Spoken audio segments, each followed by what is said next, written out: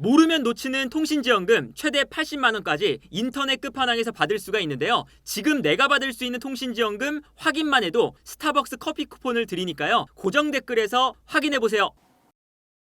김민재 선수가 인터밀란전이 끝난 이후에 정말 모든 매체에서 혹평을 받고 있는데, 일단 경기 전체에서 모든 선수들 중에 최하점을 받고 있어요. 키커즈와 빌트의 평점을 봐도 김민재 선수가 마이린 미넨 선수들 중에서도 평점 6점, 5점보다 더 안 좋은 정말 최악의 평점이 6점인데 6점을 받았고요. 빌트지에서는 평점 5점을 받았어요. 그러니까 이것도 경기 전체에서 가장 낮은 평점을 받은 거죠. 그러니까 전반적으로 김민재 선수가 정말 지난 경기에서 못했다, 실수가 많았다, 이런 평가를 일단 받고 있는 건데, 동시에 어떤 기사가 올라오냐면 독일 언론에서도 김민재가 현재 경고의 신호를 보내고 있다. 어떤 이야기냐면 김민재 선수가 바이에른 뮌헨에서 이번 시즌 가장 많은 출전 시간을 보내고 있는 선수입니다.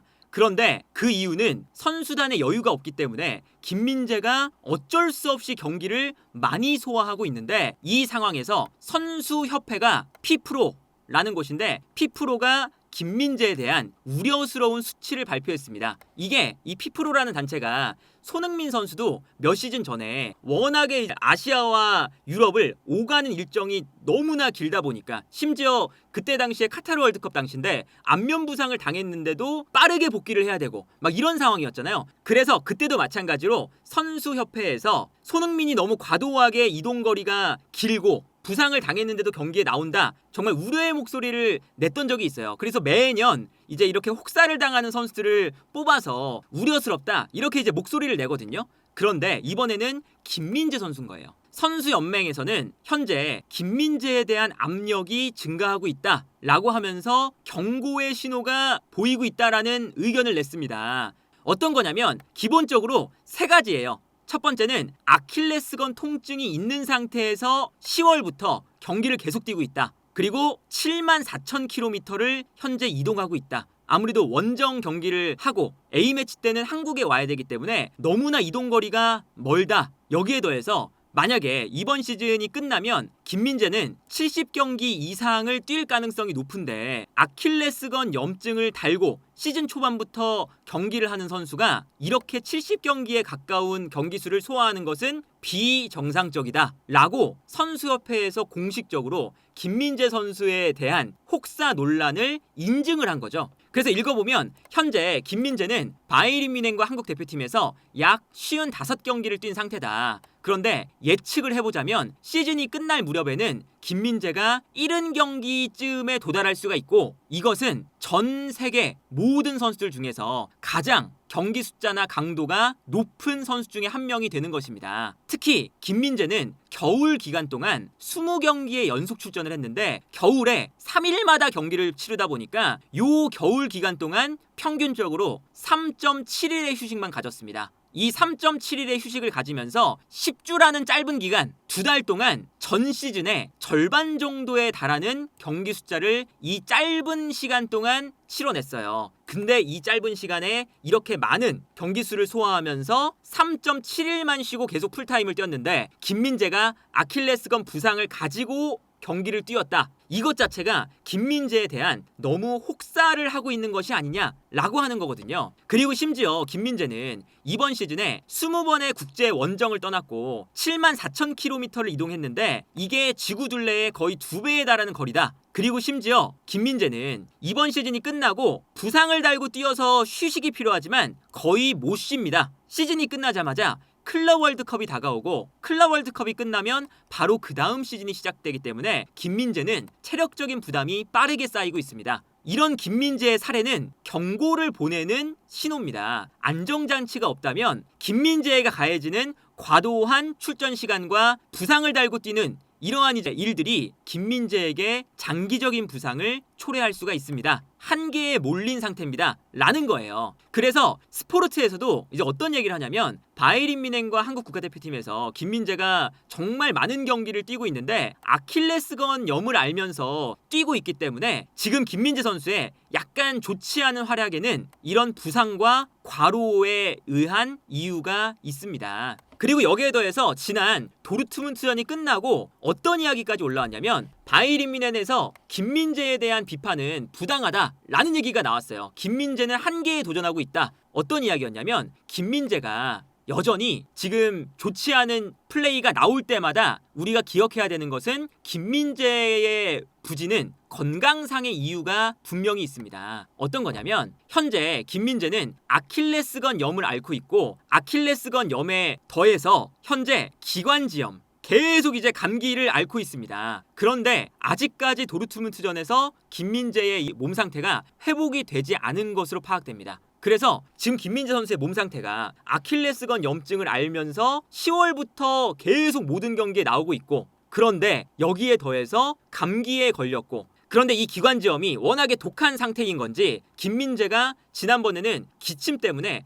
허리 통증까지 있다라는 얘기가 있었잖아요. 그러니까 이게 전 세계적으로 보면 김민재가 출전 시간이 다른 B클럽의 중앙 수비수들에 비해서 그렇게 많은 것이 아니다. 이렇게 이야기하는 곳도 있지만 사실 출전 시간이 비슷해도 A매치 기간 동안에도 사실은 원정을 왔다 갔다 하는 거리가 너무 멀고 심지어 아킬레스건 염을 앓고 있고 그런데 지금은 기관지염까지 앓는 상황에서 허리 통증까지 있는데도 경기를 나와야 되는 상황. 이게 혹사라는 거예요. 출전 시간이 다른 B클럽의 중앙 수비수들에 비해서 엄청나게 많다, 적다. 이게 아니라 기본적으로 출전 시간 자체도 상위권인데 상위권의 출전 시간을 가진 상태에서 김민재가 아킬레스건 염 그리고 원정을 왔다 갔다 해야 되는 거리도 멀고 그리고 여기에 더해서 감기까지 걸렸는데 그리고 그것 때문에 허리 통증까지 있는데 선수들이 주변에 부상을 다 당해서 나와야 된다. 그런데 문제는 뭐냐면 평점을 줄 때 선수를 평가할 때 이런 부차적인 요소들 이 선수가 부상이 있었으니까 평점을 조금 더 덜 줘야 돼.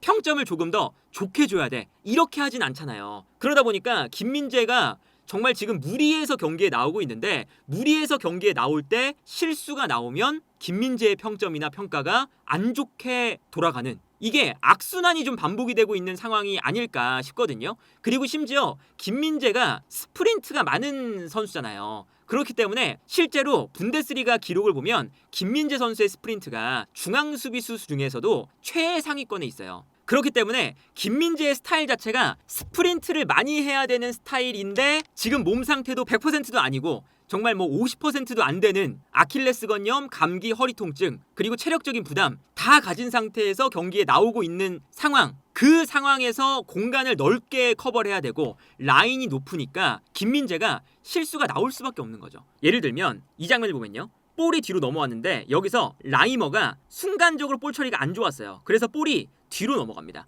그래서 튀랑이 공간으로 뛰어 들어가거든요. 그러면 김민재는 따라가야 되는데 공간이 넓잖아요. 사실 최근에는 좌우에서 수비가 좀 불안한다는 것도 김민재에게 안 좋은 악재예요. 좌우 측면 수비가 좀 불안하다 보니까 이 떨어지는 볼들에 대한 스프린트를 더 많이 해야 되거든요. 그래서 튀랑이 뛰어갈 때 김민재가 스프린트를 합니다. 근데 김민재가 정상적인 몸 상태가 아니니까 튀랑을 따라가다가 결국에는 슬라이딩 태클을 하고 말아요. 여기서 이제 경고를 받았죠. 평소 같으면 김민재가 무리 없이 스피드를 따라잡아서 몸싸움 거기서 볼을 빼앗아 낼 텐데 이제 약간 스프린트를 하기가 좀 부담스러운 상태니까 달려가다가 태클을 하는 빈도가 많아지고 실제로 최근에는 공중볼 경합도 김민재 선수가 점프력 자체가 평소 김민재의 100%에 많이 미치질 못해요. 예를 들면 지난 경기도 여기서 롱킥을 줍니다. 이때 라우타로가 달려가면서 헤드를 해요. 그리고 김민재는 제자리에서 점프를 하다 보니까 여기서도 라우타로는 러닝 점프, 김민재는 제자리 점프거든요. 근데 평소 같으면 김민재가 이거를 이겼을 텐데 평소의 점프력이 아니다 보니까 볼이 넘어왔을 때 김민재가 제공권 싸움에서 거의 5대5 싸움이 됩니다. 그래서 5대5 싸움이 될 때 두 선수의 머리를 맞고 하늘로 튀어요. 근데 이 떨어지는 볼에 대한 세컨볼 찬스를 아무도 가져가질 않죠. 바이에른 뮌헨 선수들이 워낙에 라인이 높다 보니까. 그래서 이런 상태에서는 김민재가 완벽한 수비를 하지 않으면 위기에 빠질 수밖에 없는 역할이고 전술인 거예요. 라인도 높고 최후방에서 김민재가 끊어내지 않으면 주변에 도와줄 선수가 없으니까 이게 어쩔 수 없는 김민재의 숙명이거든요. 그런데 여기서도 볼이 떨어질 때 아무도 달려들지 않으니까 떨어지는 순간 다시 김민재가 달려가서 싸워주는 걸 볼 수가 있습니다. 그리고 오늘 실점할 때도 보시면 김민재가 세트피스 상황에서 서 있어요. 그리고 달려 들어오는 선수가 파바르였죠. 근데 파바르가 달려 들어올 때 이 앞쪽에서 견제를 해줘야 되는데 견제가 안 된 거거든요. 그러다 보니까 견제가 안 되는 순간 달려 들어오면서 파바르가 러닝 점프를 하고 김민재는 제자리에서 점프를 합니다. 근데 여기서 파바르가 점프력이 좋다 보니까 김민재를 이기고 득점을 하죠. 이런 걸 보면 사실 김민재 선수가 이런 상황에서도 100%였다면 문제가 없는 장면일 수도 있는데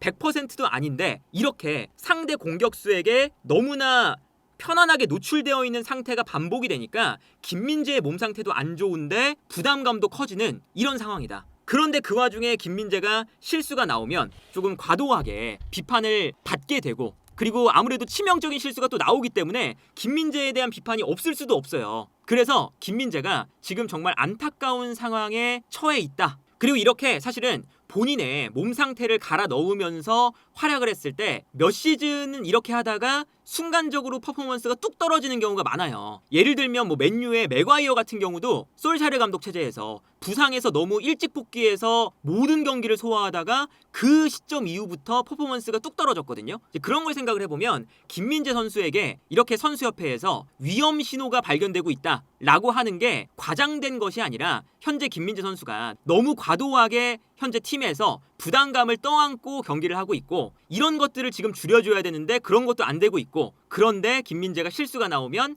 비판을 받는 좀 안타까운 상황이 반복이 되니까 이제 이런 상황들이 빨리 좀 회복이 됐으면 좋겠다는 생각이 들고요. 차라리 이제 김민재 선수가 이렇게 비판을 받는다면 어느 정도 김민재 선수의 몸 상태가 관리가 될 때까지는 바이에른 뮌헨 측에서도 김민재 선수를 내보내지 않는 것을 고려해 봐야 되지 않을까 하는 생각이 드네요.